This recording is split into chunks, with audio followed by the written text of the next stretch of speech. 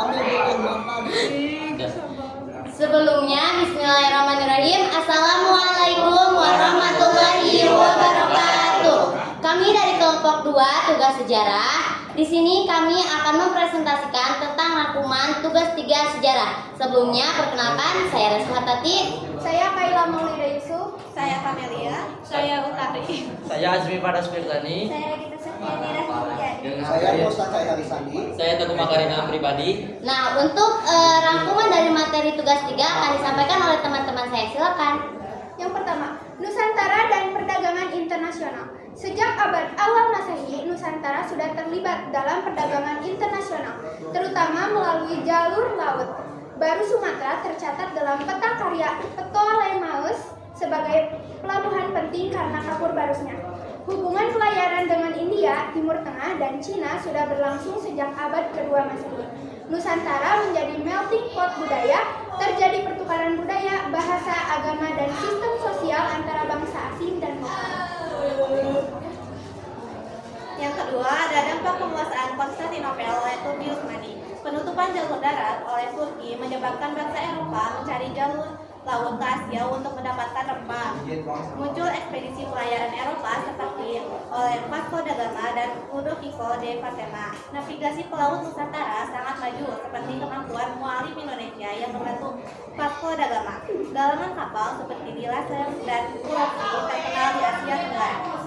Ketiga, jatuhnya Malaka dan perlawanan terhadap Portugis.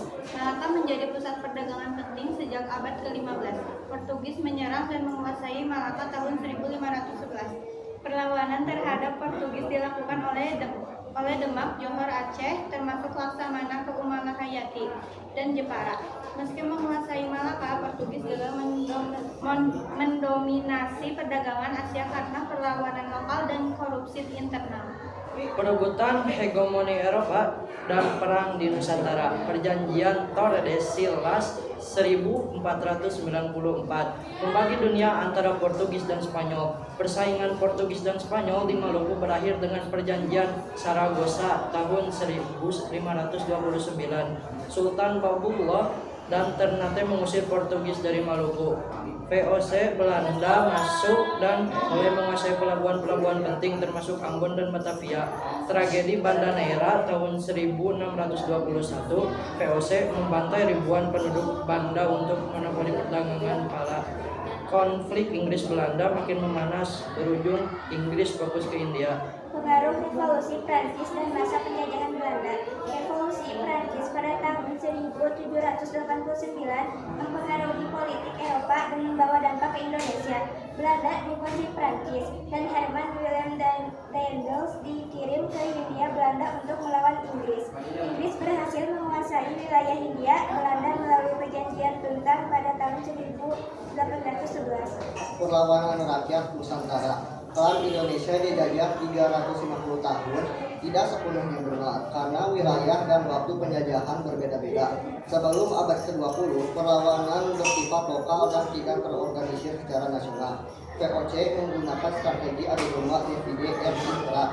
Contoh perlawanan Sultan Agung Nusantara menyerang Batavia pada tahun 1628 sampai 1629.